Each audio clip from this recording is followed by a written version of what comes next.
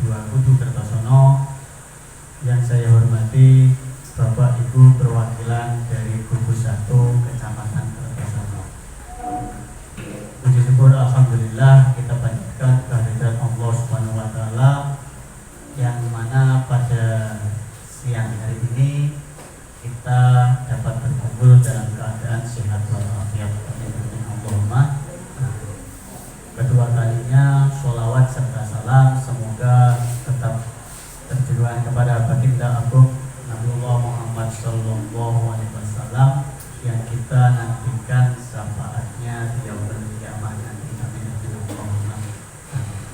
Di sini saya sebagai pembawa acara akan membacakan susunan acara. Yang pertama adalah pembukaan, yang kedua sambutan, yang ketiga adalah penyampaian materi. Mari kita buka acara ini dengan bacaan bismillah bersama-sama. Bismillahirrahmanirrahim. Menginjak acara yang kedua yaitu sambutan oleh Bapak Pengawas Pendidikan Kecamatan Kertosono kepada Bapak Eko Budi Santoso SPD. Waktu dan tempat kami persilakan.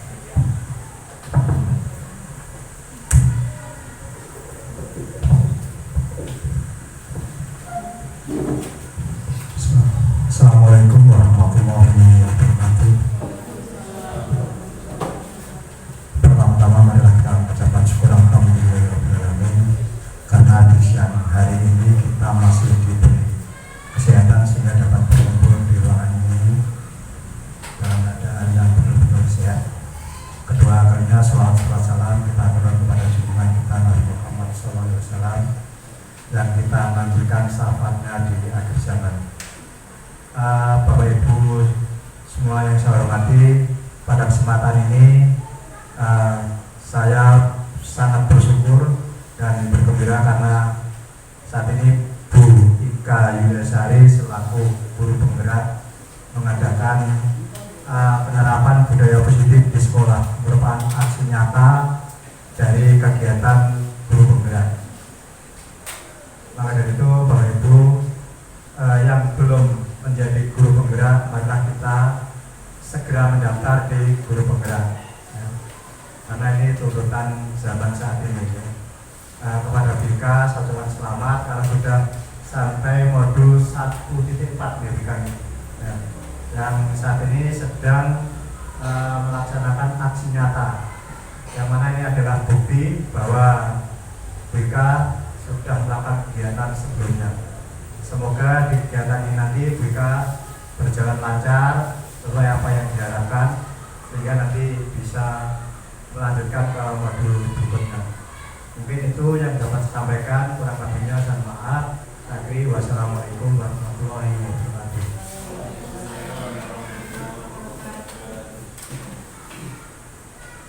Terima kasih atas waktu dan tempat. Menginjak yaitu acara yang kedua yaitu penyampaian dari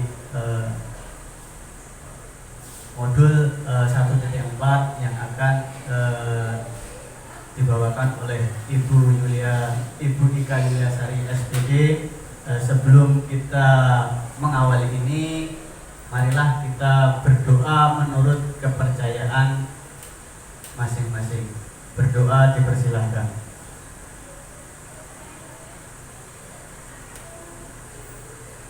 Berdoa dapat diselesaikan. Sekian dari saya. Apabila ada tutur kata dari saya yang kurang berkenan, saya mohon maaf. Sekian dari saya. Wassalamualaikum warahmatullahi wabarakatuh.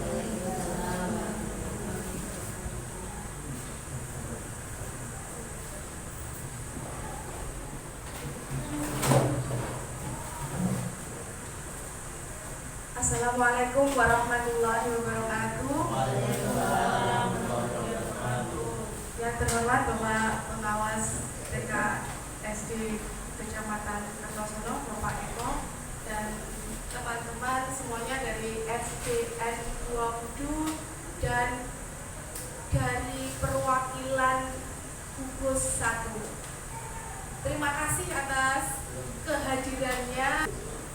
Dan pada kesempatan kali ini saya akan melakukan diseminasi, membagikan hasil kegiatan belajar saya di modul 1, khususnya itu adalah modul 1.4. Jadi untuk kegiatan guru penggerak ini ada 3 modul yang harus saya pelajari. Yang harus kami pelajari itu ada 3 modul, dan di sini adalah modul yang pertama. Khususnya yang saya bagikan hari ini adalah modul 1.4 tentang budaya positif. Jadi di sini adalah penerapan budaya positif di sekolah.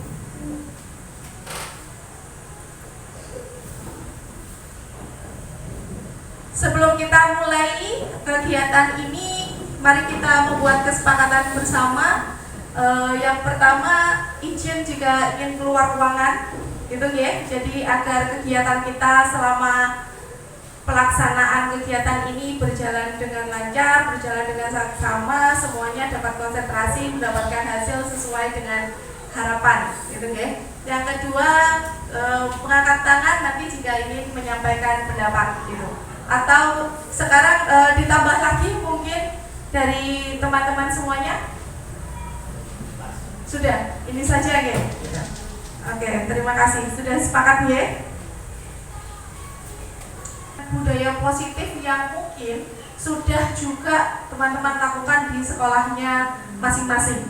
Di sekolah masing-masing, di antaranya yang sudah terbiasa menjadi pembiasaan dan dilakukan adalah berbaris sebelum masuk kelas, terus penyambutan siswa di depan gerbang sekolah, terus bersalaman dengan Bapak Ibu guru ketika selesai pelaksanaan upacara, terus berdoa, pembiasaan literasi ketika di awal pembelajaran sebelum dimulai, seperti itu. Tentunya sudah ada semuanya ya, Ibu Bapak. Tentang pemakaian, salah satunya adalah kita menggunakan masker. Pemanfaatan, mungkin ada di sini ada Bu Vio yang juga masker saya tadi sudah saya lepas. Bu Vio juga masih menggunakan masker. Nah, mengapa kok Bu Vio itu menggunakan masker? Mengapa Bu Vio? Kira-kira? Iya. Oke. Itu bukan karena terpaksa ya Bu Vio ya? Ya, karena kesadaran yang muncul dari dalam diri kita. Jadi seperti kita kalau keluar misalkan pakai helm, mengapa kok kita pakai helm? Nah, helm itu ya untuk menjaga keselamatan kita sendiri. Gitu. Jadi muncul itu kita menggunakan, menerapkan segala sesuatunya itu tanpa adanya sebuah paksaan, tetapi muncul dari kesadaran diri kita, dan kita itu meyakini bahwa itu akan membawa kita atau menyelamatkan diri kita sehingga kita harus memakai helm. Itu juga dengan memakai masker seperti itu. Selanjutnya,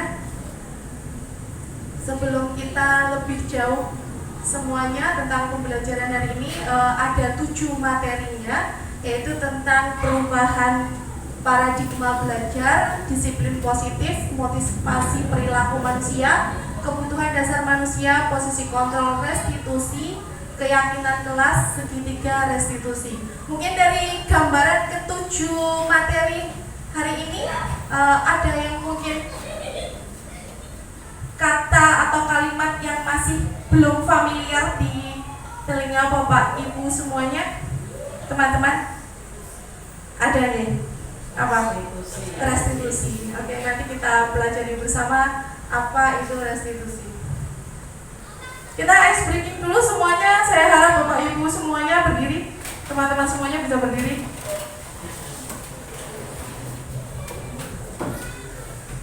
Oke, kegiatan kita hari ini adalah ice breakingnya konsentrasi. Konsentrasi dimulai, tapi pakai gerakan. Semuanya gini. Pakai petikan jari kiri, kanan dan kiri. Konsentrasi.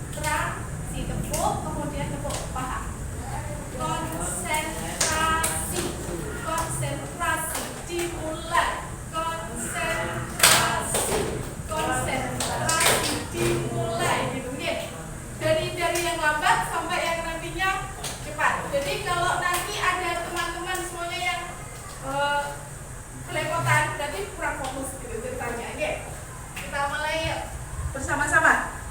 Konsentrasi, konsentrasi dimulai. Konsentrasi, konsentrasi dimulai. Konsentrasi dimulai. Oke. Bisa yang ini. Sekarang lanjut. Dari konsentrasi dimulai ini nanti saya akan meminta Bapak Ibu kita sambung angka. Sambung angka. Jadi saya adalah di sini angka 1. Angka 1 berarti dari sebelah sini Pak Budi, Pak Ari, mulai Pak Budi angka 2, angka 3, 4, 5, 6, 7, 8, 9, 10, 11, 12, 13. Oke, jadi permainannya seperti ini. Ketika konsentrasi dimulai, saya bilang 1, 4. Berarti 1 menunjuk diri saya sendiri, 1 dan 4 adalah Pak Afan. Berarti Pak Afan langsung konsentrasi dimulai 4, 7. Nah, jadi harus menunjuk ke teman yang lainnya. Gitu nggih? Nggih. Nah, semuanya hafal dengan angkanya nggih. Kita sambung angka ini. Sebut angka diri, kemudian sebut angka temannya. Gitu nggih. Ada 13, 14. Wah, ikut ini. Oke nggih. Kita mulai yuk. Konsentrasi dulu. Oke. 1, 2, 3. Konsentrasi dimulai. Konsentrasi dimulai. 1, 5. Konsentrasi dimulai. Semuanya tetap punya. Iya. Semuanya tetap. Jadi semuanya ini adalah membaurkan ya tadi yang konsentrasinya yang ditunjuk. Gitu ya. Jadi yang ditunjuk langsung dengan tanggapnya, yang lainnya masih dengan konsentrasi, yang ditunjuk langsung 5, 7 misalkan gitu. Ya, langsung menyebutkan. Jadi yang lainnya membaurkan tadi fokusnya yang ditunjuk tadi, gitu nggih. Oke, kita mulai lagi. Konsentrasi dimulai. Konsentrasi dimulai. 1, 7.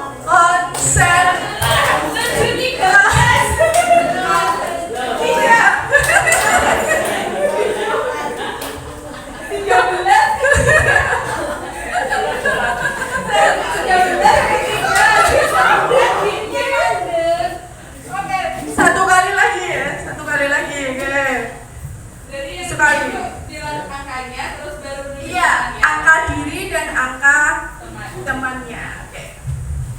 1, 2, 3. Konsentrasi dimulai. Konsentrasi dimulai. 1, 5.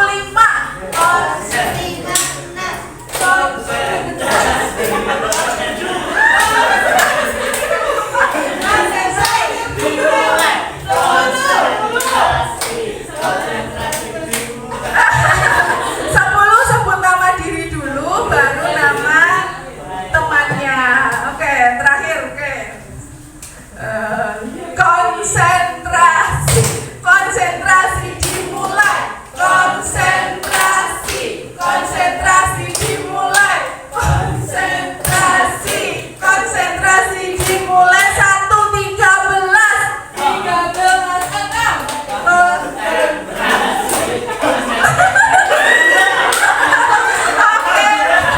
Tepuk tangan untuk kita semuanya.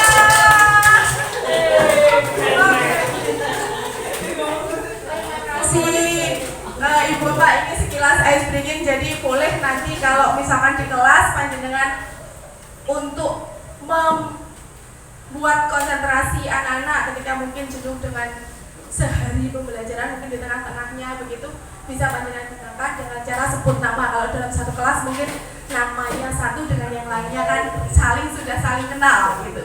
Jadi misalkan dimulai dari gurunya, terus nanti sebut nama anak ini nanti dia menyebut namanya sendiri kemudian menyebut nama yang lainnya. Boleh diganti dengan apa, nama buah-buahan atau nama apapun, asalkan nanti sudah ada kesepakatan bersama sebelumnya. Oke, terima kasih.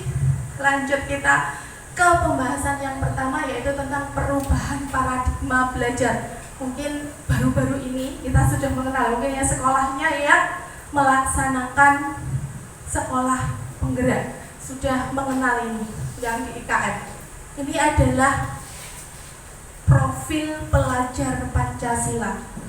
Profil pelajar Pancasila itu terdiri dari apa saja di sini, Ibu Bapak? Beriman dan bertakwa kepada Tuhan Yang Maha Esa dan berakhlak mulia, sini, mandiri, bernalar kritis, kreatif, bergotong royong dan berkebinekaan global. Nah, ini yang digaungkan di IKM itu, kurikulum Merdeka adalah kita harus menerapkan ini. Ada 6 di sini yang sebagai bagian dari profil pelajar Pancasila. Tentunya sudah tidak asing lagi ya gambar seperti ini. Sering muncul kalau kita biasa lihat di YouTube atau apa gitu, di media sosial lainnya itu sering muncul. Berikutnya adalah ini, pembelajaran dengan paradigma baru. Nah, apa sih maksudnya pemerintah kok ada seperti ini gitu? Pembelajaran dengan paradigma baru ini dirancang dengan prinsip pembelajaran yang terdiferensiasi. Mungkin kemarin ke Ibu Bapak teman-teman yang dari perwakilan dari gugus di sekolah kami itu sudah ada yang namanya komunitas praktisi. Jadi kita komunitas ini kita selenggarakan setiap 2 minggu sekali. Tujuannya adalah kita sharing. Jadi sharing antar teman semuanya. Jadi kita berbagi praktik baik. Nah, kemarin pada saat mungkin dari Bapak Ibu yang ikut diklat workshop kemarin juga dibahas juga tentang diferensiasi. Apa maksudnya di sini diferensiasi? Nah, dengan harapan seperti ini tadi, maksudnya di sini mungkin sebelum saya lanjutkan ada yang ingin menyampaikan apa maksud dari diferensiasi? Monggo.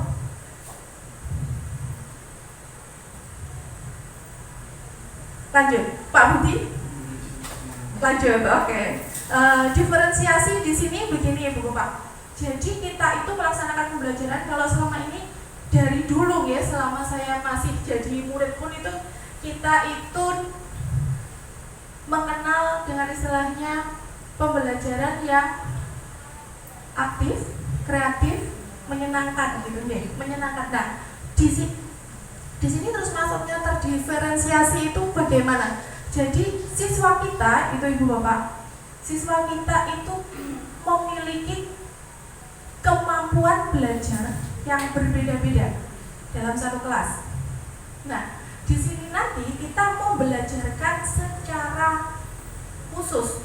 Jadi memiliki teknik yang berbeda untuk setiap siswa. Itu maksud jadi di sini diferensiasi. Jadi pada saat pembelajaran ini kita harus nantinya harapannya pemerintah itu jadi tidak hanya kita mengajarkan secara klasikal, terserah anak itu nanti kemampuannya punya A, B, C, pokoknya ya sudah. Memang selama ini kita dituntut dengan kurikulum yang kita laksanakan masih K13 gitu ya, kurikulum 13 itu kan kita harus menyelesaikan ya sudah, harus diselesaikan sekian, temanya harus sekian tanpa harus memperdulikan terserah kamu nanti ngerti atau enggak, ya tuntutan kita jadi secara klasikal, secara umum saja penyampaiannya. Nah, nanti di sini terkaitnya adalah dengan merdeka belajar dan merdeka mengajar. Jadi harapannya nanti adalah setiap guru memiliki kebebasan bukan arti bebas tanpa adanya suatu pengendalian, tapi bukan tidak terarah begitu, tetapi harus yang terarah. Jadi memiliki nanti untuk anak misalkan dengan kemampuan A yang tidak bisa menyelesaikan dengan cara klasikal, misalkan berarti harus memiliki cara yang tersendiri sehingga kemampuan anak semuanya itu nanti bisa di cover begitu. Itu harapannya seperti itu. Dengan pembelajaran yang terdiferensiasi tadi, harapannya dari tahapan perkembangan itu untuk mewujudkan profil pelajar Pancasila. Kita masuk ke yang kedua, yaitu disiplin positif. Sebelum saya lanjutkan, mungkin dari materi yang pertama tadi ada yang ditanyakan? Lanjut saja ya, lanjut dulu. Ya, disiplin positif. Nah, kalau mendengar kata disiplin, mungkin dari Bapak Ibu semuanya, teman-teman mungkin ada yang mengartikan seperti apa tentang disiplin? Monggo. Menurut Pak Adi, disiplin adalah mengerjakan sesuatu itu tepat waktu.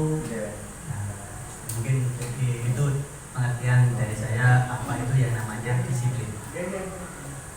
Terima kasih. Mungkin dari yang lainnya, menurut panjenengan semua apa itu disiplin dari Mas Rio? Menurut saya disiplin itu melakukan sesuatu sesuai dengan aturan. Oke, bicara disiplin itu hubungannya pasti dengan aturan ya. Kalau kita membicarakan tentang disiplin berarti sudah ada sebuah aturan yang harus kita laksanakan, begitu. Nah, itu secara umumnya memang seperti itu, Ibu Bapak. Jadi secara umum kita akan berbicara tentang suatu peraturan dan kita harus melaksanakannya. Tetapi kata disiplin itu, Ibu Bapak, ternyata dihubungkan dalam pembelajaran disiplin positif itu berkaitan dengan hukuman. Jadi sebenarnya secara tidak langsung ketika adanya suatu peraturan misalkan, berarti kan kita menjalankannya pasti dengan pertama adanya suatu keterpaksaan. Nah, terus bagaimana? Ini yang tidak diharapkan. Jadi di dalam pembelajaran kita sebagai guru kepada siswa itu yang tidak diharapkan. Sehingga harus bagaimana? Nah, kita harus membiasakan tentang yang namanya disiplin, tapi disiplinnya di sini adalah positif. Disiplin positif yang bagaimana? Disiplin tetapi tidak memberikan suatu hukuman. Nah, jadi kalaupun akhirnya nanti ada suatu hukuman, itu menjadi alternatif yang terakhir. Kalau begitu terus apa yang dilakukan? Apa yang harus kita lakukan kalau tidak boleh adanya hukuman? Biasa ya kalau kita ada anak yang terlambat, oke, kamu berdiri di sana. Atau misalkan dia yang dulu kalau zaman-zaman ketika saya sekolah hormat bendera, saya juga pernah harus ngepel musola seperti itu. Nah, itu adalah suatu hukuman. Saat itu adalah suatu hukuman. Nah, kalau disiplin positif berarti yang bagaimana? Dalam budaya kita, makna kata disiplin itu adalah sesuatu yang dilakukan seseorang karena untuk mendapatkan suatu kepatuhan. Sehingga awalnya pasti mungkin Bapak Ibu pada saat pelaksanaan di awal melaksanakan penyambutan siswa itu di depan juga melakukan dengan suatu adanya ketidaknyamanan. Apa ini? Padahal ini adalah mengarah kepada disiplin positif tadi. Ini menurut Ki Hajar Dewantara atau biasanya disebut KHD, itu Bapak pendidikan kita, pada saat itu dia sudah mengemukakan ini, Ibu Bapak. Di mana ada kemerdekaan, disitulah harus ada disiplin yang kuat. Jadi ketika maksudnya terkait dengan pembelajaran kita yang IKM mendatang itu adalah kita dibebaskan merdeka. Merdeka itu bukan berarti tadi ya tanpa adanya suatu merdeka tapi lepas seperti itu, tetapi di sini selain diberikan suatu kemerdekaan, tetapi harus ada sikap disiplin yang kuat. Jadi membentuk diri kita itu lebih baik. Jadi membentuk diri kita, meyakinkan diri kita bahwa hal itu baik. Gitu. Kalau kita merasa hal itu baik, pasti akan muncul tanggung jawab. Misalkan kita berangkat sekolah gitu ya. Berangkat sekolah tepat waktu itu benar atau salah? benar, sebenarnya benar, tetapi mungkin ada alasan tertentu yang menjadikan kita bisa terlambat datang ke sekolah seperti itu. Nah, kalau itu sudah menjadi suatu keyakinan diri kita, kalau kita sudah meyakini bahwa oh hal itu baik, itu akan muncul terkait menjadi sebuah tanggung jawab. Kalau saya tidak berangkat itu rasanya yang tidak enak sama siapa? Dengan diri sendiri. Bukan lagi dengan melihat alasan aku dengan kepala sekolahku, aduh nanti kalau dilihat pengawasku saya harus bagaimana begitu. Tapi sudah terbentuk dalam diri kita bahwa meyakini itu bahwa oh saya seperti ini karena bentuk tanggung jawab. Jadi ada rasa malu itu bukan untuk orang lain tetapi untuk diri sendiri. Jadi maksudnya itu kita nanti diharapkan nanti memberikan itu kepada anak-anak begitu. Jadi kita itu menjadi contohnya anak-anak, harapannya ke depan nanti agar anak-anak memiliki keyakinan yang seperti itu. Jadi budaya positifnya itu ada di dalam diri anak-anak, sehingga bukan hanya di lingkungan sekolah, tetapi harapannya nanti anak setelah lulus dari sekolah kan juga menjadi warga masyarakat. Bahkan bukan hanya lulus ya, setelah dari pulang sekolah mereka sudah menjadi warga masyarakat lagi. Nah dari situ kalau terbentuk pribadi yang positif, pribadi yang baik untuk dirinya, sehingga dia dapat ke pembiasaan yang tidak baik atau pembiasaan yang kurang baik itu tidak terjadi seperti itu. Harapannya nanti bagi Bapak Ibu guru kita sebagai profesi kita itu kedepannya akan seperti itu. Disiplin bersifat self-disiplin, yaitu kita sendiri yang mewajibkan diri kita dengan sekeras-kerasnya, tetapi itu sama saja, sebab jika kita tidak cakap melakukan self-disiplin, wajiblah penguasaan lain mendisiplinkan kita. Nah, ini yang digarisbawahi. Kalau misalkan terkadang kita sendiri, kita tuh sudah mengoyong seperti ini, tetapi kok kita masih tidak melaksanakan itu sesuai hati nurani saya berkata itu baik, tetapi saya belum bisa melakukannya. Nah, akhirnya barulah nanti adanya wajiblah penguasaan lain mendisiplinkan kita. Berarti ada yang di atas kita itu untuk menjadi pemantau kita, begitu, untuk melaksanakan yang disiplin tadi. Sebagai pendidik, tujuan kita adalah menciptakan murid yang merdeka. Syarat utamanya adalah disiplin diri. Jadi ini nanti terkait dengan kurikulum yang akan kita pelajari, yang akan kita terapkan juga seperti ini, Ibu Bapak. Sehingga akhirnya nanti mereka berperilaku sesuai dengan kebajikan yang muncul dari dalam dirinya sendiri. Motivasi itu berasal dari motivasi intrinsik, itu motivasi yang berasal dari dalam dirinya sendiri. Merupakan salah satu cara penerapan disiplinnya dengan cara menumbuhkan kesadaran untuk melakukan sesuatu tanpa adanya sogokan, ancaman maupun hukuman. Itu sekilas tentang disiplin positif. Nah, kaitannya dengan tadi profil pelajar Pancasila. Dari pakar pendidikan tadi, dari KHD itu menyatakan bahwa disiplin sebagai bentuk kontrol diri, yaitu belajar untuk kontrol diri agar dapat mencapai suatu tujuan yang mulia. Nah, tujuan mulia ini yang akan dianut oleh seseorang. Tujuan ini dinamakan sebagai nilai-nilai kebajikan yang universal. Nilai kebajikan yang universal maksudnya bagaimana? Nilai kebajikan yang disepakati bersama, yang sifatnya adalah umum, disepakati bersama, lepas dari suku, bangsa, agama, bahasa maupun latar belakangnya. Nilai ini merupakan payung besar dari sikap perilaku kita, atau nilai-nilai ini merupakan fondasi kita dalam berperilaku. Jadi salah satu nilai kebajikan ini loh yang ingin dicapai oleh negara kita, yang masuk di dalam profil pelajar Pancasila. Nah, sekarang sudah mengenal budaya positif, terus lanjut apa yang harus kita lakukan di budaya positif. Salah satunya adalah motivasi perilaku manusia. Motivasi perilaku itu ada 3, Ibu Bapak. Yang pertama adalah menghindari ketidaknyamanan. Tadi gini, kita datang tepat waktu itu kenapa? Gitu. Yang pertama, menghindari ketidaknyamanan atau hukuman. Yang kedua, untuk mendapatkan imbalan atau penghargaan dari orang lain.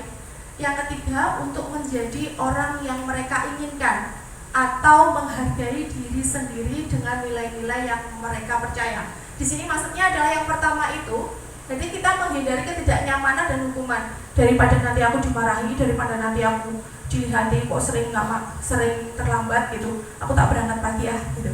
Itu berarti menghindari suatu ketidaknyamanan. Masih belum berasal dari diri sendiri.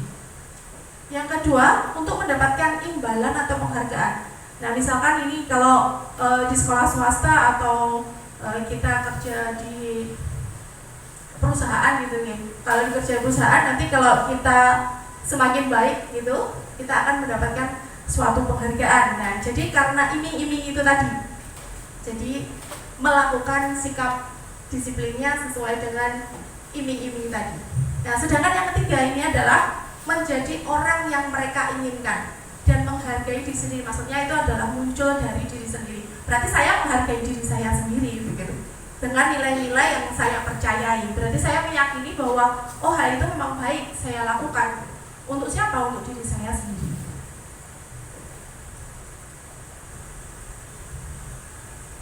Ini tadi saya lanjutkan dulu ya. Sebagai seorang pendidik, saat Anda perlu hadir di suatu pelatihan, misalkan seperti hari ini, motivasi apakah yang mendasari tindakan Anda gitu?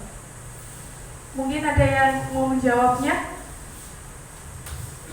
Monggo dari Mbak Dila. Pendapat saya untuk sebagai seorang pendidik saat Anda perlu hadir di suatu pelatihan, motivasi dari diri saya sendiri ya. Untuk sebagai menambah wawasan dan ilmu baru. Nah, bagaimana caranya kita melaksanakan yang belum pernah didapat. Jadi nanti kalau ada perbedaan dari yang kita dapatkan, kita bisa terapkan di saat di lingkungan sekolah. Terima kasih. Berarti Mbak Dila secara tidak langsung tadi sudah menerapkan dari ketiga tadi, menerapkan yang nomor 3 ya. Jadi sudah muncul dari dalam diri sendiri ya, bukan karena tadi dipaksa sama bukotnya. Mungkin dari ini Bapak Ibu, mungkin yang kedua, manakah mungkin motivasi yang paling kuat mendasari tindakan Anda? Misalkan panjenengan melakukan sesuatu, atau adakah mungkin pernah merasakan proses perubahan motivasi antara dua motivasi? Maksudnya dari yang semula saya terpaksa, tetapi setelah saya tahu, oh seperti ini, menjadi suatu yang nomor 3 tadi, kesadaran dari dalam diri. Gitu. Monggo, Bu Fatin.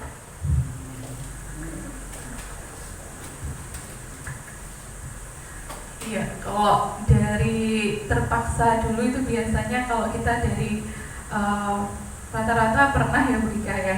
Kalau dari terpaksa dulu, kalau tidak dipaksa kadang kita membuat perubahan itu kan dari yang tidak tahu. Kalau tahu-tahu dikasih suatu ilmu baru itu kan kadang kita terpaksa dulu. Tapi kalau setelah diterapkan, oh ini sangat bermanfaat juga bagi kita. Jadi keterpaksaan itu biasanya itu memang awalnya itu kita merasa sebuah beban. Kalau kita sudah menjalinnya, menikmatinya, itu akan memberikan dampak positif bagi kita dan kita bisa mendapatkan manfaat dari itu. Sekian dari saya. Ya. Terima kasih. Tepuk tangan untuk Bu Fatin. Ya, pasti di antara kita semua juga pernah mengalami hal yang seperti ini ya Ibu Bapak. Jadi kita mengalami adanya suatu perubahan motivasi yang semula kita dari 3 motivasi tadi, mungkin yang awalnya adalah dari yang pertama, terus bisa berubah menjadi lebih baik karena menjadi yang ketiga. Oh ternyata ini bermanfaat. Nah, mungkin dari Bapak Ibu semuanya mungkin yang pelaksanaan, misalnya di sini ada Bu Triana yang melaksanakan PPG juga nih, yang PPG mungkin pertama mau berangkat PPG ini aja juga merasakan sesuatu. Mungkin bisa sharing dulu Bu Triana. Berarti Bu Triana juga mengalami proses perubahan ini ya. Dari yang awalnya motivasi pertama itu mungkin jadi motivasi yang ketiga. Bisa sharing dulu Bu Triana, monggo.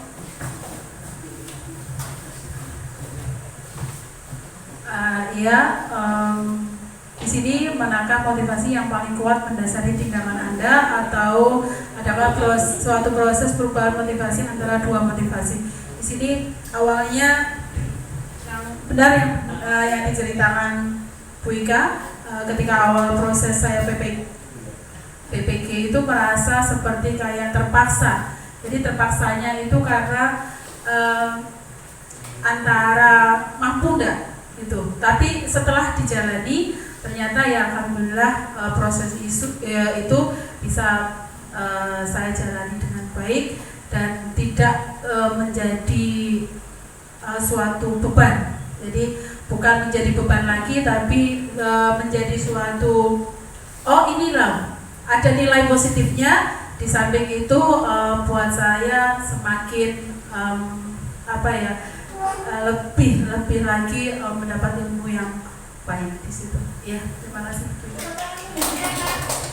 Terima kasih untuk sharing pengalamannya. Ya, jadi Ibu Bapak boleh kalau kita melaksanakan yang pertama motivasi kita berubah, bisa jadi ya itu. Nah, itu juga yang kita bisa sampaikan nanti ke anak-anak. Mungkin anak-anak pertama melakukan ini tidak karena belum terbiasa, karena kembali lagi budaya kita adalah budaya positif. Jadi untuk membudayakan, namanya budaya itu kan berarti sudah menjadi suatu kebiasaan.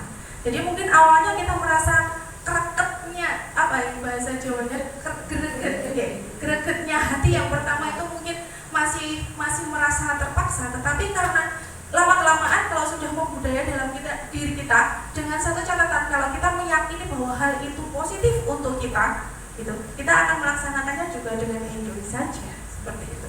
Nah sebenarnya hal ini juga sudah hal biasa, tetapi untuk materi ini nanti kita diharapkan bukan hanya untuk diri kita, tetapi kita bisa membantu peserta didik nanti anak-anak kita untuk mengubah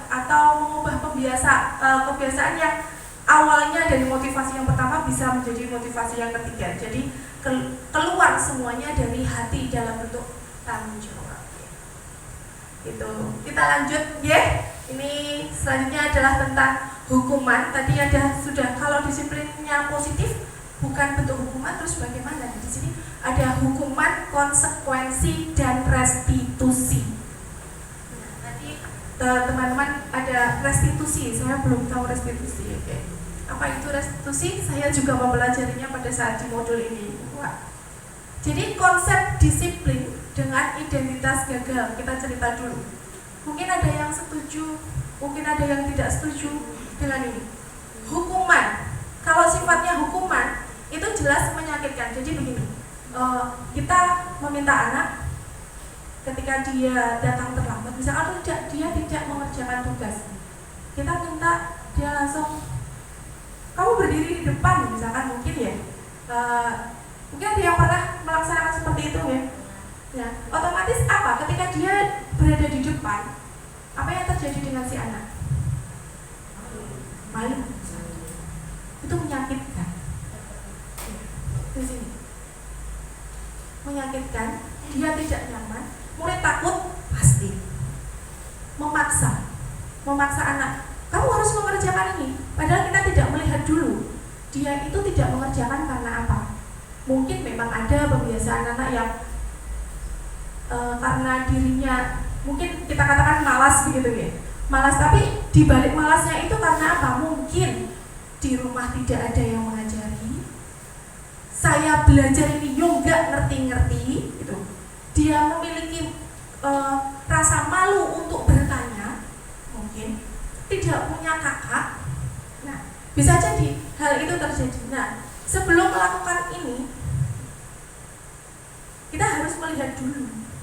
Nah, oleh karena itu yang tadi di awal kita melakukan pembiasaan disiplin positif. Jadi diharapkan disiplin positif itu menghindari adanya sebuah hukuman. Nah, terus bagaimana caranya? Mungkin salah satunya ini. Kenapa dikatakan gagal seperti ini? Karena ini akan membawa luka. Luka ini akan terus menerus. Ketika kemarin dalam salah satu tugas yang di saya, itu pertanyaannya adalah dari guru SD-mu mana yang paling kamu suka, yang membekas di hatimu? Gitu. Jadi mungkin bisa suka, mungkin bisa tidak suka, yang membekas di hatimu. Berarti kan kalau sampai dengan usia sekarang saya mengingat itu, berarti apa yang dia berikan saat itu dari guru SD saya itu kan melukai perasaan saya. Nah itu yang tidak diharapkan, itu nanti dibawa sampai bahkan sampai nggak ada gitu nih. Itu akan dibawa anak. Terus apa yang harus kita lakukan? Itu yang pertama itu ada identitas gagalnya. Yang kedua adalah penghargaan. Nah ini Ibu Bapak, sebenarnya di awal saya itu adalah yang pro di sini. Karena apa? Saya selalu memberikan penghargaan. Yang saya lakukan memang seperti ini,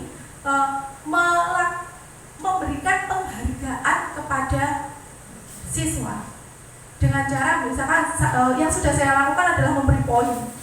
Ketika dia mendapatkan nilai baik, saya beri poin. Jadi ada bertempel banyak sekali poin, itu ada papan khusus untuk poin, semua nama anak ada.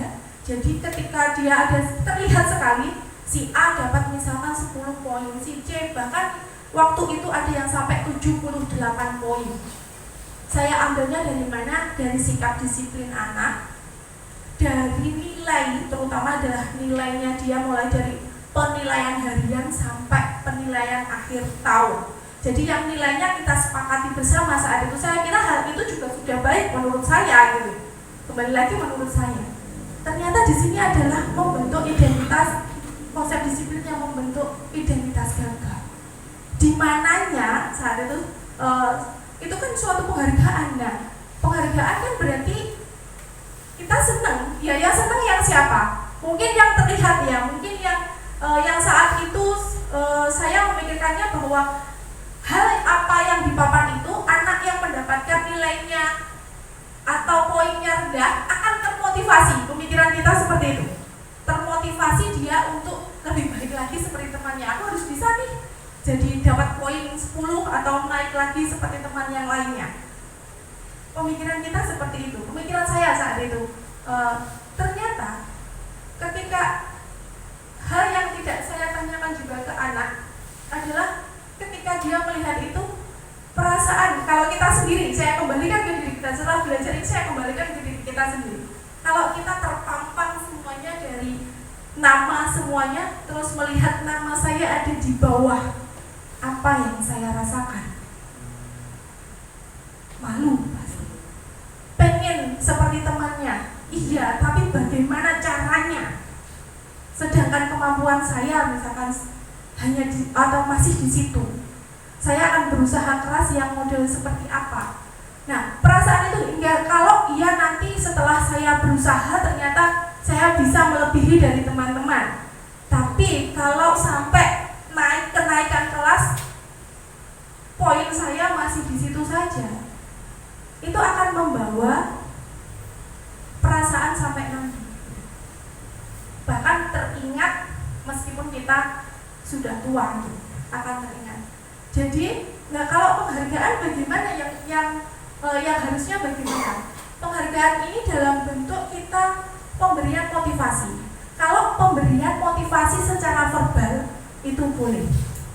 Jadi secara verbal, bukan dalam bentuk misalkan tadi seperti poin. Di poin tadi saya cerita sedikit lagi tentang poin tadi. Kalau saya poin itu 78, itu setiap satu poin yang saya lakukan dulu adalah mendapatkan satu alat tulis sekolah. Jadi kalau 78, jadi mendapatkan 78 alat tulis sekolah. Itu yang saya lakukan dulu. Nah, jadi setiap anak mendapatkannya berbeda-beda. Nah, tetapi setelah belajar ini, saya mulai melakukan perubahan, gitu, berusaha karena saya meyakini bahwa sebelumnya ini adalah benar, gitu. Tetapi setelah belajar ini, oh iya, memang benar kalau kita kembalikan kepada diri kita akan merasakan hal seperti itu. Sehingga kita berusaha, untuk saya sendiri berusaha untuk tidak menggunakan ini. Jadi bentuk penghargaannya kita coba, meskipun kita memaksa diri kita, kadang itu kan gini, pada saat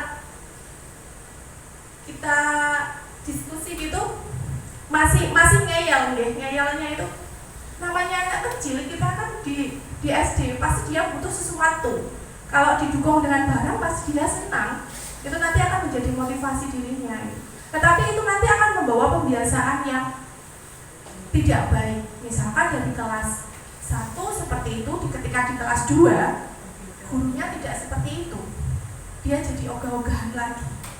Tidak melaksanakan, misalkan tidak belajar lagi dengan sungguh-sungguh, misalkan seperti itu. Tidak, karena tidak ada tempelan poin lagi. Seperti itu. Nah, kalau ada identitas gagal berarti ada yang lain lagi, yaitu identitas yang sukses. Apa di sini yang sukses? Yang sukses adalah konsekuensi di sini. Ini menjadi suatu pilihan konsekuensi. Yang paling baik adalah restitusi.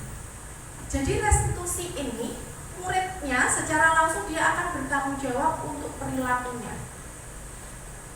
Fokus pada pemecahan masalah jangka panjang. Jadi tidak dalam jangka pendek. Kalau konsekuensi itu masih dalam penguatan yang jangka pendek. Misalkan begini, untuk konsekuensi kita kan tidak boleh memasukkan hukuman, tidak boleh memberikan hukuman, berarti memberikan konsekuensi. Kalau konsekuensi itu berarti contohnya, anak-anak nanti jika kamu terlambat, misalkan pelajaran PJOK, dia terlambat untuk hadir di kegiatan PJOK, konsekuensinya adalah kamu lari keliling lapangan 3 kali. Nah, itu bukan hukuman, itu konsekuensi yang sudah disepakati bersama. Jadi sudah ada itu. Jadi dia sudah tahu kalau misalkan harus lari, oh dia terlambat berarti dia harus lari keliling lapangan 3 kali. Dan konsekuensi bedanya lagi dengan hukuman, karena nanti ada, tapi gambarannya begini. Kalau hukuman itu tidak bergaris lurus gitu, tidak berkesinambung, bukan berkesinambung, tidak berkaitan dengan tidak berkaitan dengan kesalahan yang sudah dilakukan. Contoh yang sudah pernah saya dulu, ketika terlambat sekolah, gitu, saya pernah juga terlambat waktu sekolah dulu, gitu. Terus dapat hukumannya adalah membersihkan musola. Apakah membersihkan musola itu hal buruk? Tidak, baik juga, tetapi itu tidak jalur, gitu. Bukan dari bagian. Tapi kecuali kalau itu sudah ada suatu kesepakatan yang berhubungan. Itu maksudnya dari konsekuensi. Nah, di sini dari gambaran saya tadi, ini konsekuensi atau hukuman. Mencatat 100 kali di dalam buku kalimat, saya tidak akan terlambat lagi karena terlambat ke sekolah. Konsekuensi atau hukuman menurut Bapak Ibu?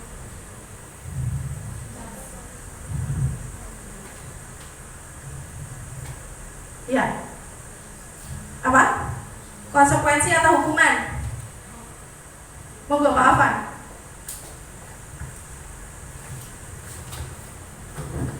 Terima kasih atas kesempatannya. Menurut saya untuk mengenai hal mencatat 100 kali dalam buku kalimat itu, menurut saya itu konsekuensi. Kenapa? Karena itu hanya bukan bentuk hukuman secara fisik, tapi secara lisan saja. Menurut saya konsekuensinya. Menurut saya gitu. Oke, terima kasih Pak Afan. Mungkin ada teman yang lainnya yang menambahkan? Pak Budi. Monggo Mbak Vio.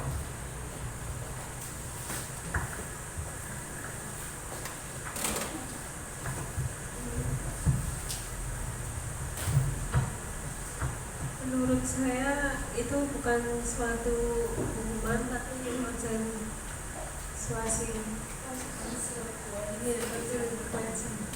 karena merupakan satu bentuk pengalaman siswa untuk melatih agar lebih baik. Terima Terima kasih Mbak Vio. Berarti jawabannya kedua-duanya benar, Bapak Ibu. Tepuk tangan untuk keduanya. Ini berarti kalau panjenengan sudah menjawab itu sebagai suatu konsekuensi, berarti penjelasan saya tadi sudah masuk ya. Jadi kalau yang kedua ini lari mengelilingi lapangan basket, apa? Hukuman. Iya, betul sekali. Tepuk tangan untuk kita semua. Saya sudah paham ya dari sini ya. Terima kasih. Kita lanjut.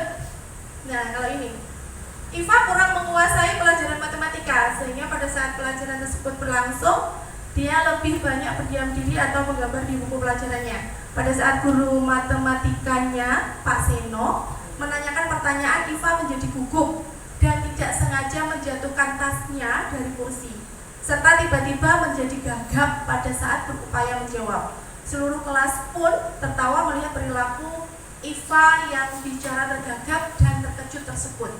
Pak Seno pada saat itu membiarkan teman-teman Iva menertawakan Iva yang tergagap dan malu luar biasa, dan malahan minta Iva untuk maju ke depan dan berdiri di depan kelas sambil menunjuk hidungnya karena tidak bisa menjawab pertanyaan Pak Seno.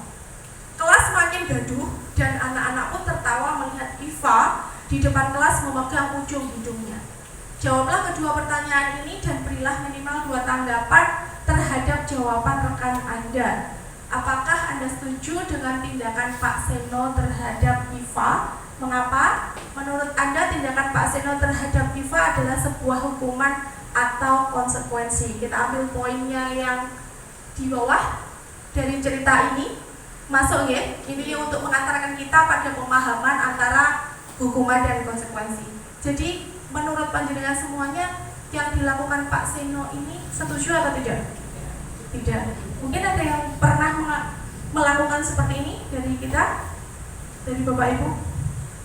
Tidak ya. Mungkin kalau zaman-zaman kita dulu, kita itu biasa di seperti itu kan ya. Biasa. Nah, di sini dari pembelajaran ini kita itu tidak boleh melakukan hal seperti ini. Jadi karena itu tadi akan melukai perasaan anak dan akan dibawa hingga nanti dia dewasa, akan menjadi suatu kenangan pahit untuknya. Menurut Anda tindakan Pak Seno tadi hukuman atau konsekuensi? Hukuman. Ya, kenapa? Karena memang tidak berkaitan dengan kesalahannya itu. Oke, berarti sudah memahami semuanya. Sekarang ke restitusinya. Apa tadi restitusi? Restitusi ini adalah pendekatan yang dilakukan untuk menciptakan disiplin positif. Jadi di sini proses menciptakan kondisi bagi murid untuk memperbaiki kesalahan mereka sehingga mereka bisa kembali pada kelompok mereka dengan karakter yang lebih kuat. Ciri-cirinya restitusi yang dilakukan adalah bukan menebus kesalahan, tapi memperbaiki hubungan. Tawaran bukan paksaan, tetapi menuntut untuk melihat ke dalam diri, mencari kebutuhan dasar yang mendasari tindakan, fokus pada karakter bukan tindakan, dan menguatkan serta fokus pada solusi. Contohnya restitusi seperti apa? Nah, di sini tadi perbedaannya antara hukuman, konsekuensi, dan restitusi. Di sini kita fokus ke restitusinya. Adalah guru menanyakan kepada keyakinan kelas apa yang telah dia lakukan untuk membantu siswa dalam menyelesaikan masalahnya. Guru terbuka dan siswa menghormati dirinya dan orang lain.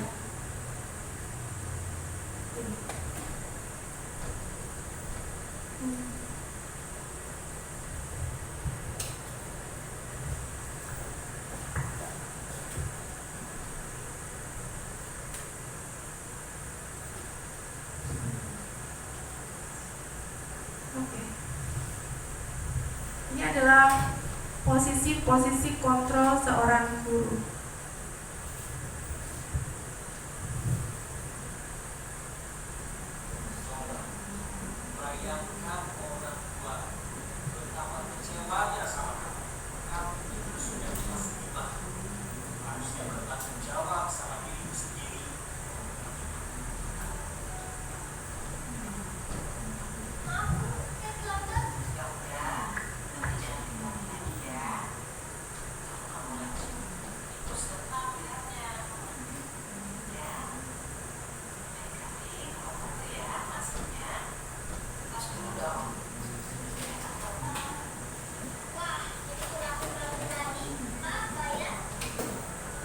Ini yang ketiga. Lanjut, ini adalah yang keempat. Tadi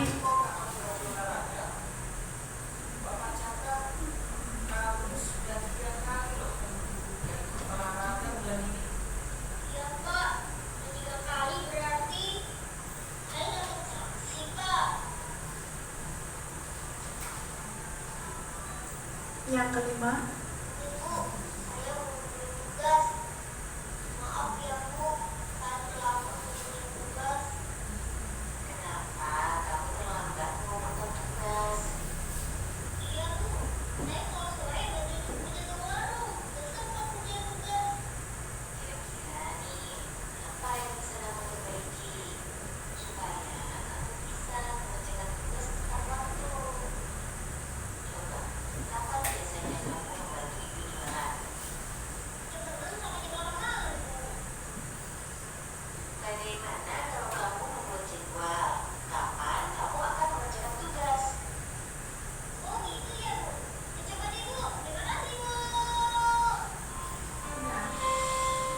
Seperti itu. Dan seperti apa saja? Mungkin dari Bapak Ibu, dari yang pertama, tadi pertama, kedua, ketiga, pengalaman Bapak Ibu menggunakan yang mana?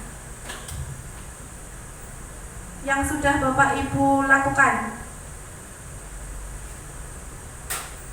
Di posisi yang mana? Yang tadi yang pertama adalah tipenya dia penghukum, ya. Yang kedua adalah pembuat rasa bersalah. Yang ketiga adalah teman. Yang keempat adalah pemantau. Yang kelima adalah manajer. Dari situ bisa sharing mungkin yang belum tadi. Siapa Mbak?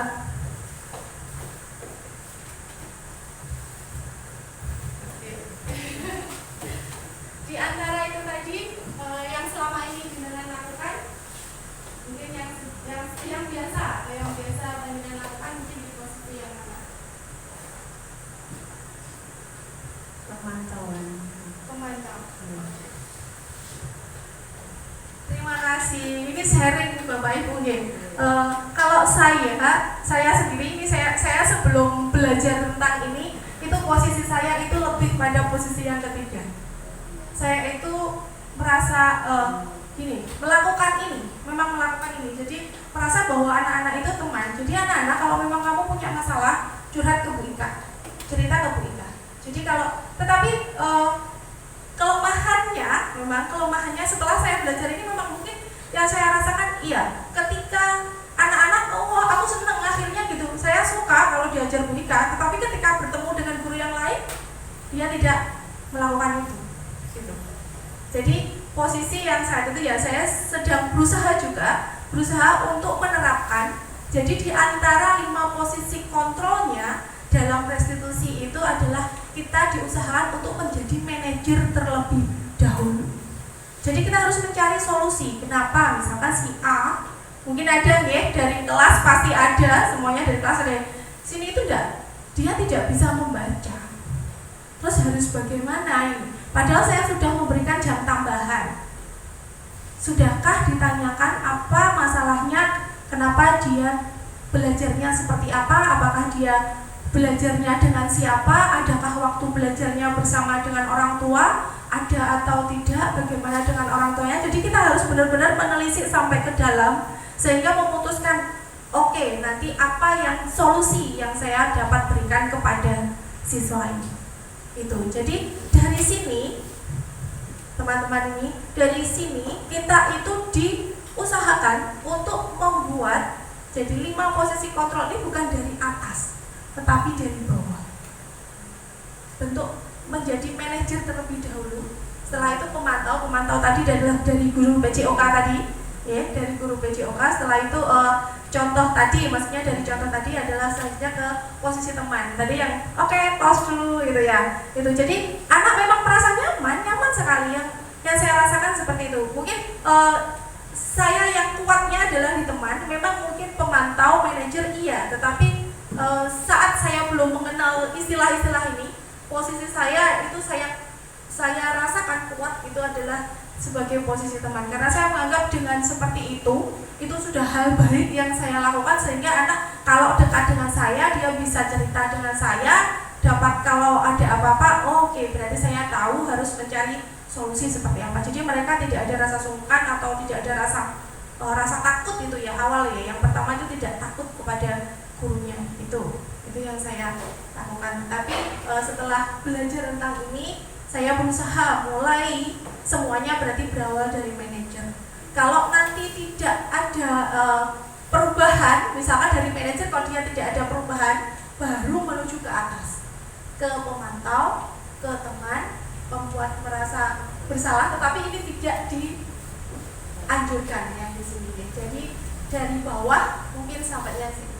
Mungkin kalau sampai ke posisi ini, misalkan untuk sekolah, karena kami guru penggerak itu adalah dari SMA juga, misalkan dari kota gitu, SMA ada anak yang sudah nyampe ke minum narkoba seperti itu ya, kita harus tindakannya memang harus minum. Jadi tidak bisa kalau itu hanya sekedar untuk sebagai manajer gitu.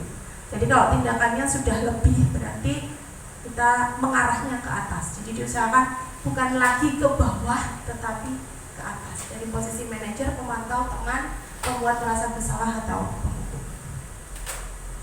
Seperti itu. Contoh penerapan 5 posisi kontrol. Di sini adalah tadi sudah ya salah dari contohnya yang tadi. Nah, selanjutnya adalah untuk mendapatkan siswa yang seperti tadi, bagaimana cara kita? Cara kita adalah dengan membentuk suatu keyakinan kelas. Mengapa keyakinan kelas? Mengapa tidak? Keyakinan kelas itu seperti apa? Tadi di awal kita kan sudah membicarakan tentang suatu keyakinan.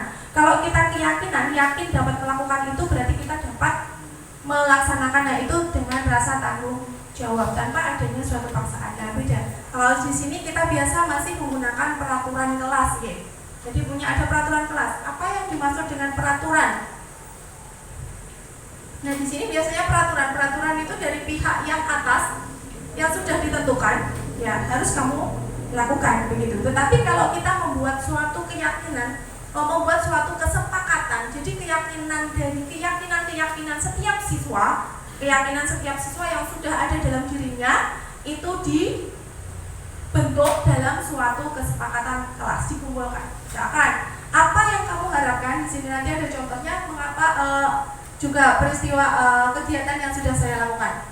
Mengapa kita memiliki peraturan tentang penggunaan helm pada saat mengendarai kendaraan? Mengapa kita memiliki peraturan tentang penggunaan masker dan mencuci tangan setiap saat? Itu hubungannya adalah keyakinan ini ada karena kita sudah meyakini ini. Kalau sudah meyakini ini, meskipun ada peraturan ini, kita melaksanakannya juga dengan penuh rasa tanggung jawab, bukan lagi tadi suatu keterpaksaan. Ini adalah contoh-contoh bentuk keyakinan kelas. Nah, ini contoh untuk membuat kesepakatan kelas. Nanti bisa diterapkan ke Bapak Ibu semuanya. Kalau tidak pakai peraturan, berarti harus pakai seperti apa di sini. Ini adalah panduannya bagaimana cara membuat kesepakatan kelas. Yang pertama adalah menanyakan pendapat murid.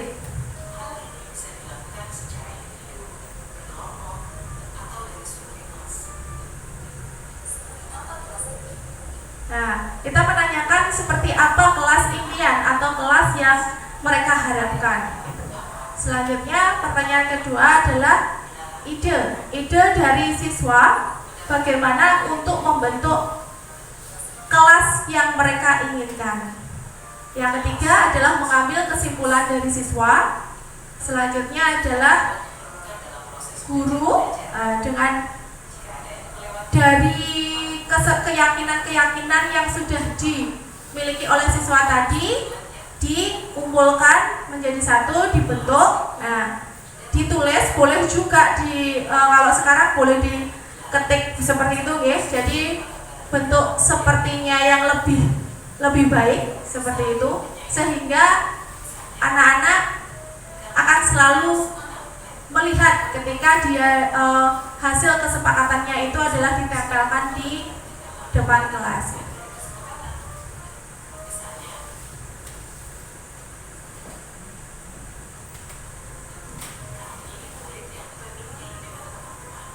Nah, penekanannya adalah di sini berarti kita dalam satu misalkan ada anak yang memiliki usul seperti tadi, berarti yang kita poin yang kita ambil adalah saling menyayangi. Berarti dalam satu kelas kita harus saling menyayangi. Nah, kalau kesepakatan sudah ada, sudah terbentuk semuanya, anak-anak dapat menuliskan namanya atau memberi tanda tangan di bawahnya sebagai suatu kesepakatan. Nah, kalau sudah terbentuk kesepakatan, anak-anak selalu diminta untuk melaksanakan itu. Nah, jika guru akan memberikan pertanyaan begitu setiap saat dari kesepakatan yang sudah kamu buat tadi, kesepakatan yang sudah kamu tulis itu, adakah kesulitannya? Jadi kalau memang ada kesulitannya, kita wajib untuk mencarikan solusinya. Mengapa kok ternyata tidak dilaksanakan?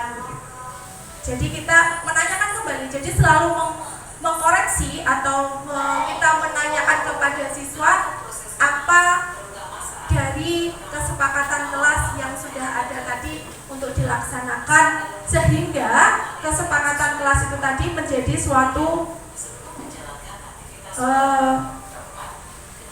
yang keyakinan yang dilaksanakan oleh seluruh siswa.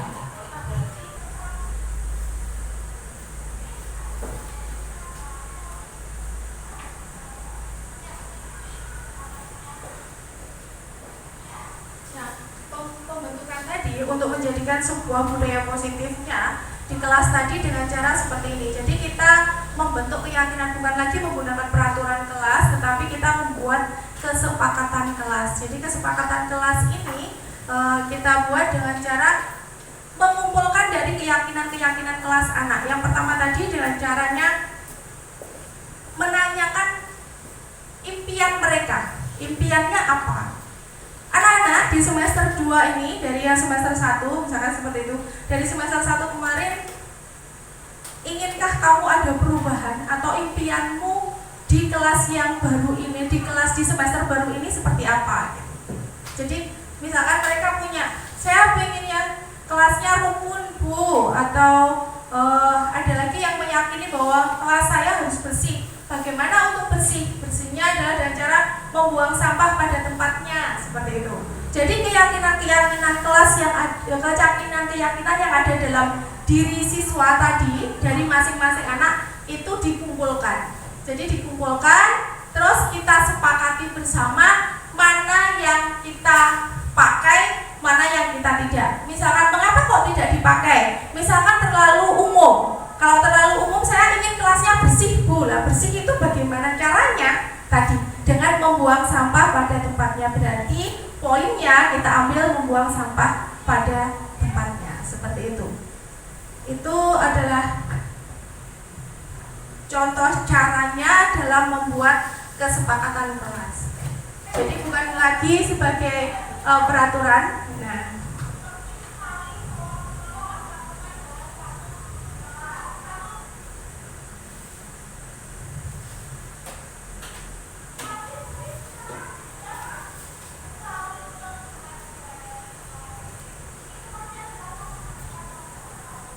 Nah, seperti itu tadi Ibu Bapak, saya next saja ya. Kurang lebihnya gambarannya adalah seperti itu. Selanjutnya adalah kebutuhan dasar manusia. Ini masih ada lagi kebutuhan dasar manusia. Nah, mengapa materinya kok setelah ini kok kebutuhan dasar manusia? Jadi begini Ibu Bapak, tadi kalau anak-anak tadi melakukan sesuatu, mungkin dari Bapak Ibu pernah ada yang mengalami seperti ini mungkin. Ini contoh suatu peristiwanya. Ibu Ambar, guru wali kelas 2 SD Pelita Hati, sedang bingung menghadapi ulah salah satu murid di kelasnya, yaitu Doni. Beberapa anak di kelas 2 telah datang padanya dan mengeluhkan Doni yang sering kali meminta bekal makan siang mereka dengan paksa. Jika Anda menghadapi situasi seperti Ibu Ambar, apa yang akan Anda lakukan? Menurut Anda kira-kira apa alasan Doni melakukan hal itu? Monggo, sini Mas Rio lagi.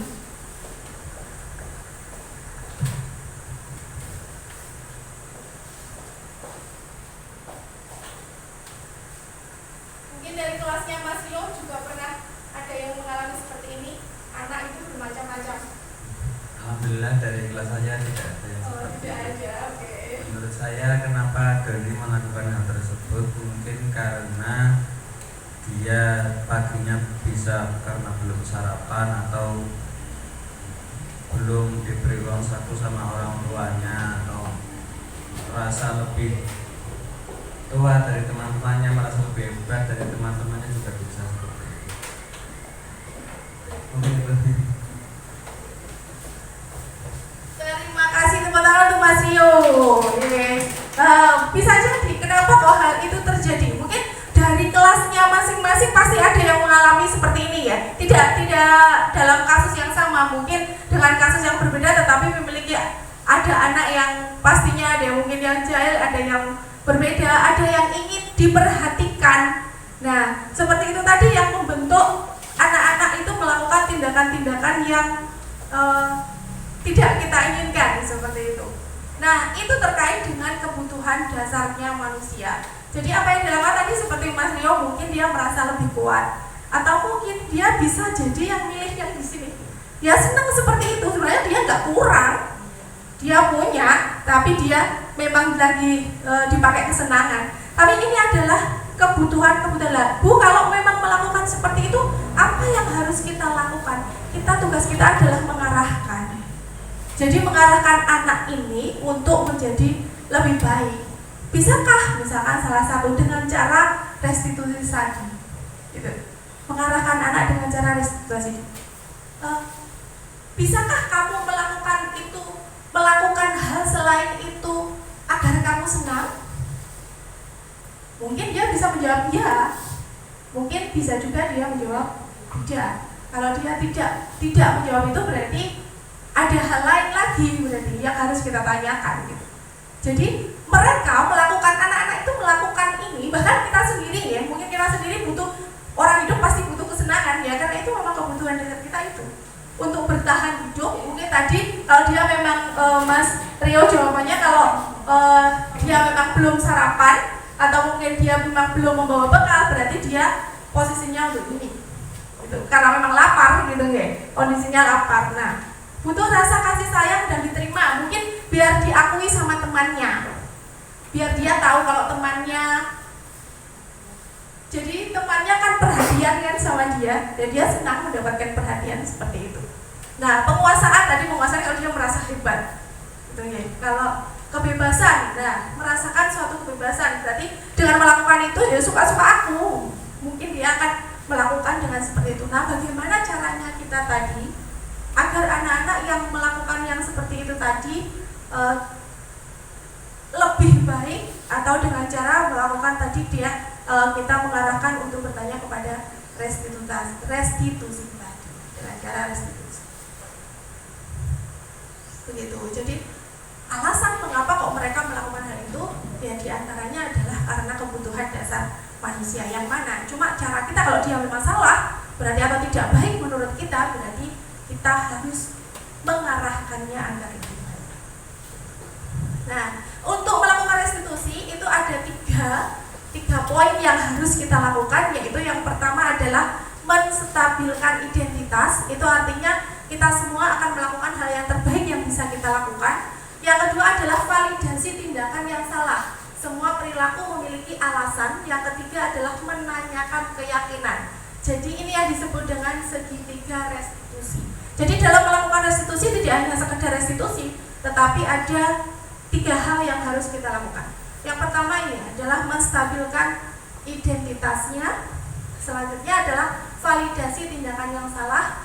Yang ketiga adalah menanyakan keyakinan. Berikut ini adalah contoh praktik baik yang sudah saya lakukan dengan segitiga restitusi. Jadi kita awali dulu. Dan solusi dari permasalahannya Mas Vino. Menurut Mas Vino, apakah Mas Vino melanggar keyakinan klasika? Keyakinan kelas apa yang Mas Vino langgar? Tidak melengkapi atribut sekolah. Oke, sekarang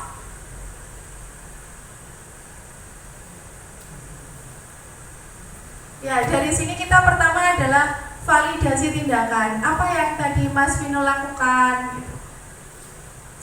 Dia akan menyebutkan yang dia lakukan, pastinya dia akan menyebutkan kesalahan. Jadi terus setelah itu kita menstabilkan. Jadi menstabilkan itu dengan kata-kata begini. Salah satu contohnya adalah tidak apa-apa Mas Vino, gitu. Tidak apa-apa Mas Vino. Setiap orang pasti pernah melakukan suatu kesalahan. Jadi itu menstabilkan. Jadi dia tidak punya, bukan berarti dia tidak, harus setelah itu dia tidak menjadi orang yang tidak memiliki rasa bersalah. Oh berarti saya baik-baik saja.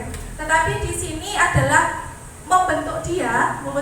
Jadi yang semula dia pasti dipanggil itu pasti takut ya. Ada perasaan takut. Jadi dia tidak di depan saja itu sudah posisinya dia sudah terlihat dia tidak mengenakan atribut sekolah lengkap seperti itu. Ketika dipanggil pasti dia ada rasa ketakutan. Nah di situ ditanya, setelah ditanya itu adalah yang pertama tadi, setelah itu menstabilkan identitas. Jadi kita menyatakan itu tidak apa-apa, setiap orang pasti akan pernah melakukan suatu kesalahan. Tetapi bagaimana cara kita untuk memperbaiki dari suatu kesalahan? Nah setelah itu pertanyaan yang ketiga, setelah itu menanyakan tentang keyakinan yang dia miliki. Keyakinannya bagaimana? Apakah yang kamu lakukan, apa yang akan kamu lakukan, menurutmu tindakanmu itu baik atau benar, baik atau salah, baik atau tidak baik, bagaimana baiknya? Jadi ditanyakan ke dia. Jadi dia memiliki suatu keyakinan dalam dirinya. Kalau oh iya saya melaksanakan itu seperti ini. Nah bagaimana untuk, nah ini salah satunya adalah atribut karena dia tidak memakai atribut. Nah yang terakhir begini, ketika dia sudah ya Bu berarti saya besok harus memakai atribut, tindakan saya salah Bu, saya akan memakai atribut. Nah sekarang siapa yang akan mengingatkanmu ketika nanti di rumah kamu ternyata masih lupa? Jadi saya harus menyampaikan kepada orang tua. Jadi yang saya harus menyiapkannya Bu, menyiapkannya berarti sebelumnya. Kalau menyiapkannya sebelumnya ternyata dia masih lupa, siapa yang akan mengingatkan? Yang akan mengingatkan adalah orang tua, kakak atau adik. Nah misalkan mungkin dia akan menyampaikan itu kepada orang tua. Nah selain itu tugas kita sebagai pendidik, kita harus berhubungan dengan orang tuanya. Jadi mengkomunikasikan apa yang sudah dilakukan oleh si anak tadi untuk menjadi dia yang lebih baik agar hal apa yang sudah dia lakukan hari ini merupakan suatu kesalahan tidak akan terulang kembali. Itu adalah langkah-langkahnya, caranya dalam menentukan dalam segitiga restitusi tadi. Gitu. Jadi diharapkan kita tidak memberikan hukuman, tetapi kita kalau posisi kita di antara 5 posisi kontrol tadi dimulai dari posisi manajer. Jadi melakukan sesuatu dengan hal yang sudah dilakukan anak jika salah, kita akan menggunakan segitiga restitusi untuk mengembalikan diri anak. Jadi anak nanti oke, saya tahu dia tidak merasa sangat bersalah dalam hidupnya. Oke, saya salah tetapi saya akan memperbaiki kesalahan saya. Jadi terbentuk suatu keyakinan dalam diri untuk berbuat jadi lebih baik lagi. Oke, ini pertanyaannya, menurut Anda dari ketiga jenis motivasi yang disebutkan pada pertanyaan sebelumnya, motivasi manakah yang saat ini banyak mendasari perilaku murid-murid Anda di sekolah? Ini kegiatan motivasi tadi.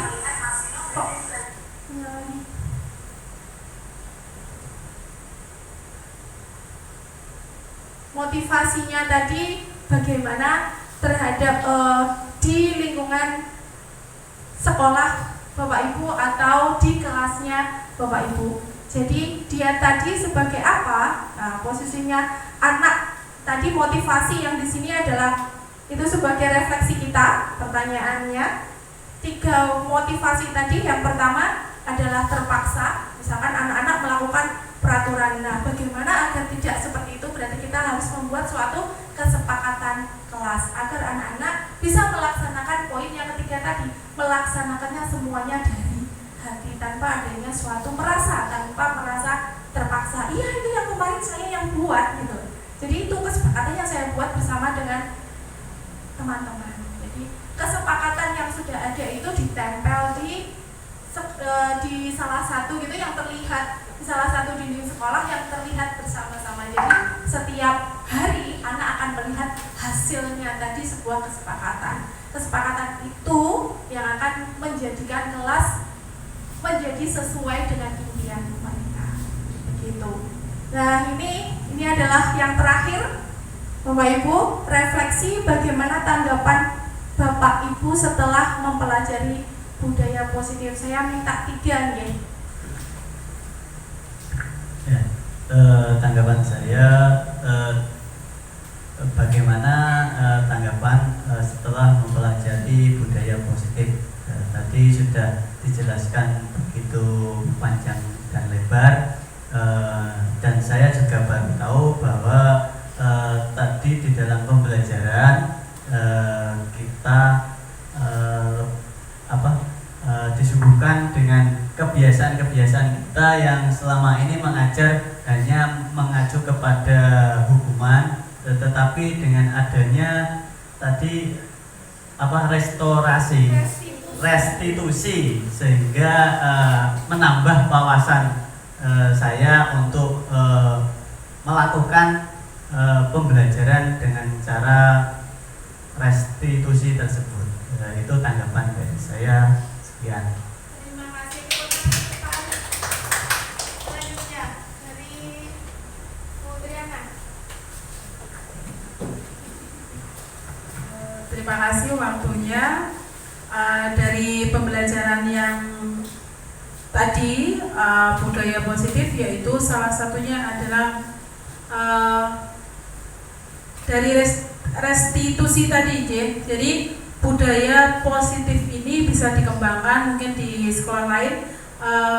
Yang tadinya awal itu hukuman adalah menjadi hal biasa, tetapi karena ini budaya positif kita harus menghilangkan, tetapi bukan untuk menjadikan anak minder atau rendah diri, tetapi lebih menekankan pada hal yang baik, seperti itu.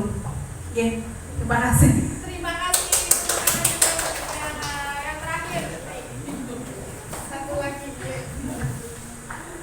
Masih lagi.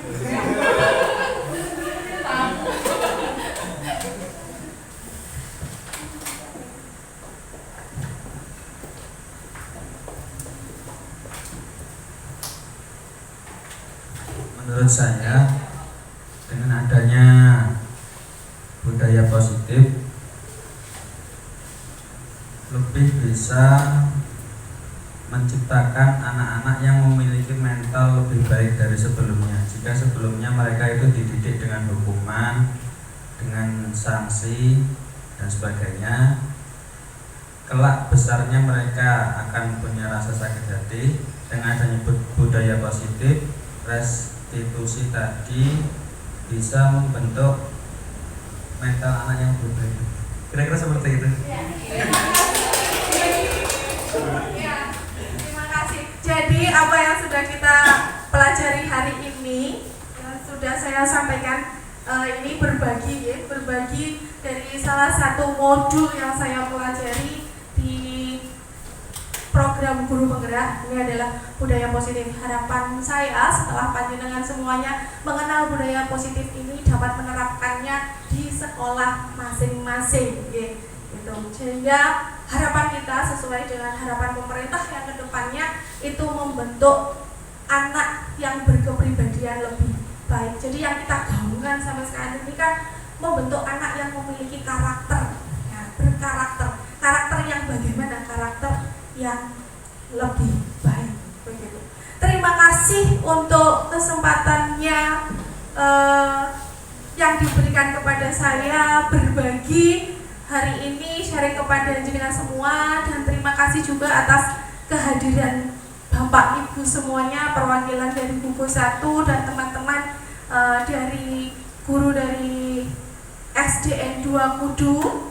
Ini mohon maaf apabila ada kesalahan atau kurang lebih yang saya sampaikan kurang berkenan di hati Bapak Ibu semuanya. Saya akhiri untuk kali ini. Wassalamualaikum warahmatullahi wabarakatuh.